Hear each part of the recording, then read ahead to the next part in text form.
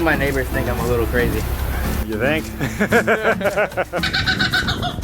A lot of activity as usual. Just at our final elevation right now. We are getting a little bit of groundwater over here. We cannot drive on that material. We're gonna take some good soil mixed with river rock and boulders, and we're gonna kind of create a little staging area here.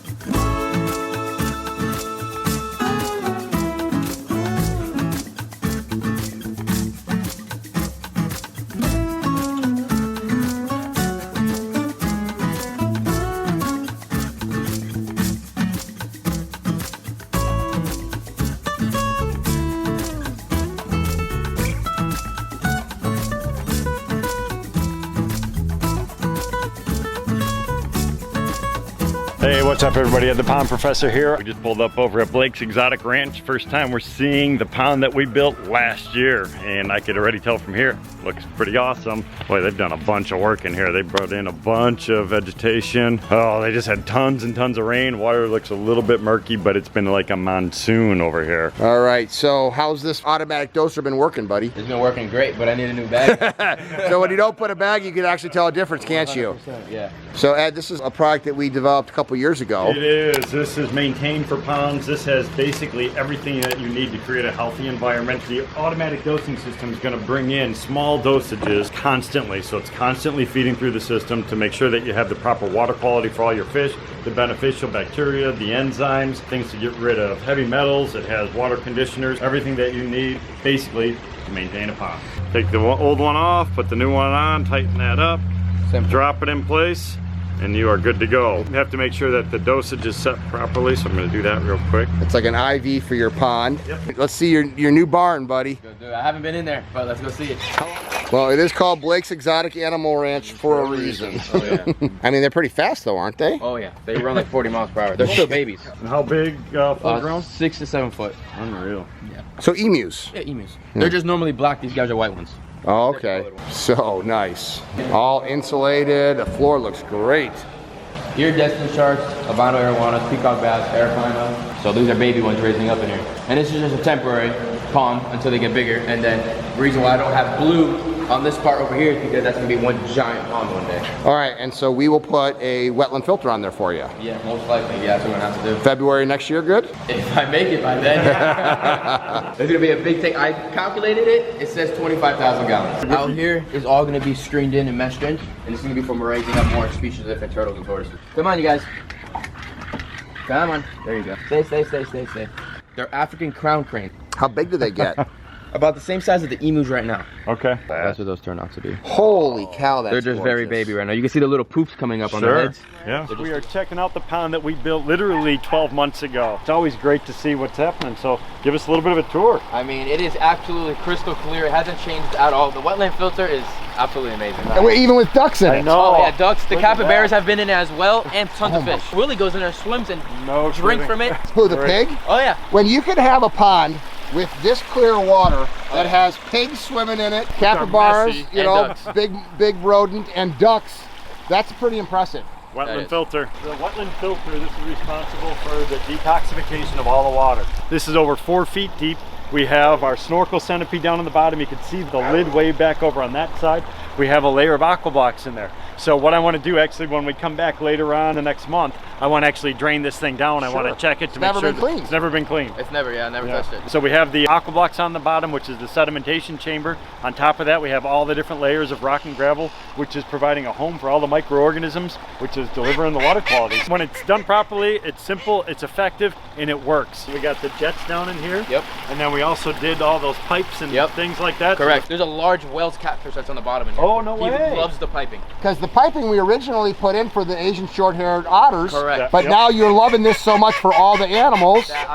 You're going to make otters. something separate for the otters, Correct. and they're going to keep this as kind of the pond for all the animals. Correct. Makes sense. So for people that don't have an Aquascape ecosystem pond, what has the maintenance been involved with this for you, Blake? Enjoying it and feeding my fish. I haven't done one thing to it. And that's the thing, because there's a giant wetland in the intake bay. Yeah, Exactly. I have not done one thing to it.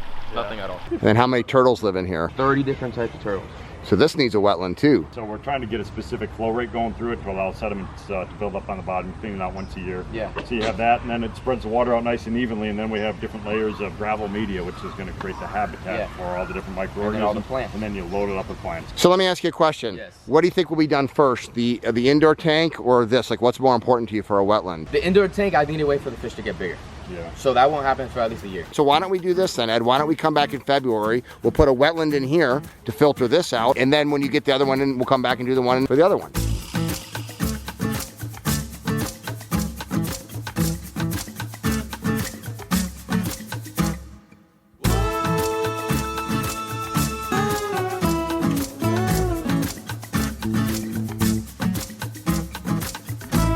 Hey, what's up everybody? The Pond Professor here. I am coming to you from Blake's Exotic Animal Ranch. Always love coming down here, hooking up with Blake, and we are in the middle of designing out the natural pond again. So we've had multiple problems, we've had some challenges here, and it's just because this is in a low-lying area. He's been inundated with heavy rain events that have been coming in. It's been causing all types of problems from a flooding perspective. So what we're talking about doing is manipulating some of the grade around here, because he's going to be bringing in some really unique exotic birds. So what we want to try to do is create a dry environment for them on the outside perimeter, but we also want to have a really cool aquatic environment for them as well to interact with, as well as he could stock it up with all of his turtles, all the other fish, the cichlids, and everything else that he wants to do inside of here. So we just got here on site. We're unloading all of our equipment. A lot of activity as usual. Jay is unloading the excavator as we speak. Let's go take a walk over, see what's happening. And here we have Jay Duke himself. Good morning. We are getting ready. We got ourselves some work here in front of us, don't we, Jay? Yes, sir. Blake is feeding Donkey right now. You could hear him making a little bit of noise. He is not happy. We got to move him out of the way because we got all of our stuff. All the Aquascape equipment. We got snorkels, we got centipedes, we got 3-inch pipe, we got solids handling pumps, we have pump vaults, we have all these aqua blocks. We are going to be installing an incredible feature here for the next couple days. He's got a natural pond, and you can see down here, down in the bottom, it is filled with muck, slop, all types of sediment and silt down here. He has drained some of the water down, so thankfully this is at the dry season. We actually had to hold off on construction because this was actually flooded. So this entire area was underwater just a few months ago. He came in here, de-watered everything. We still got a lot of silt and sediment and muck down here in the bottom. He's pulled all the turtles, all the animals out of here. I'm totally looking forward to this project because it's going to be a massive transformation that is going to be happening here in the next couple days. We have 2 excavators coming on site. First one is here right now. Jay's over here. This is the smaller machine. We're going to use that for digging out the wetlands and doing all the outside perimeter work.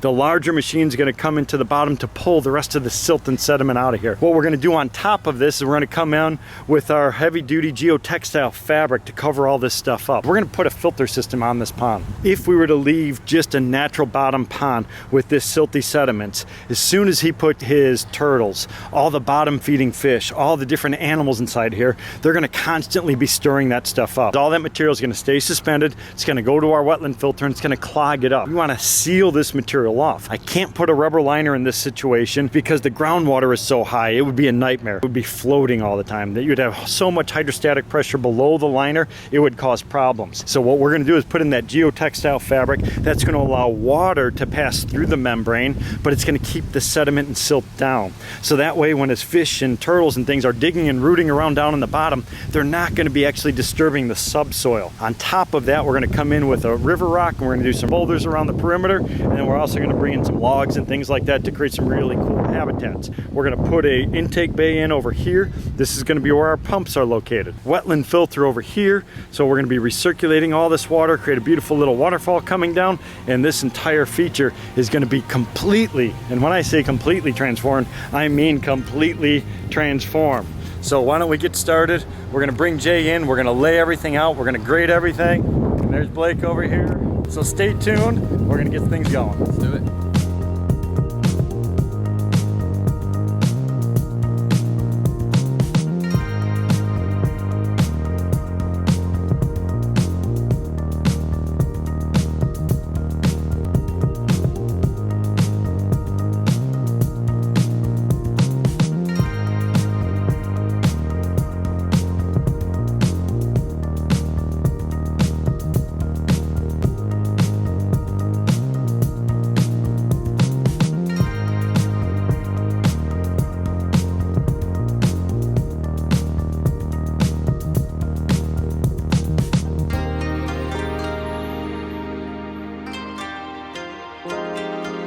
Jay removed the palm tree that was here. We marked out the area where the wetland filter is gonna go. Everything's gonna start collapsing in on us once we start digging. So what I wanna do is get a little bit of soil up against there to hold everything in place. We have 96 small aqua blocks going in place. We have 8 of them going in the long direction, 12 over in this direction. Our excavation's roughly 20 by 20. And this is gonna be over 4 feet deep. So this is gonna be really the workhorse for the entire project. Definitely is oversized. The reason we oversized it was because it's a natural bottom pond. Also because of all the exotic animals that Blake's gonna have in here. So our next steps right now, I just marked everything out. We're gonna get a hammer, we're gonna knock those stakes in place so those don't move. You could also see I've painted out the outside perimeter, and we'll start building up some more of these areas in and around everything. We will have a waterfall coming out in this far corner. It's gonna dump down into a small pooling area, then it will re-enter the pond somewhere in this corner. Just at our final elevation right now, we are getting a little bit of groundwater over here. We are definitely gonna hit water once we get our snorkels and centipedes in place. So we're gonna have to put everything together once all the river rock gets here to hold everything down, because what's gonna happen is that liner's gonna wanna float on us. So we're gonna have a little bit of a challenge in front of us on that. First load of boulders just left. Second load is backing in, and then we have a load of, I think that's gonna be river rock. I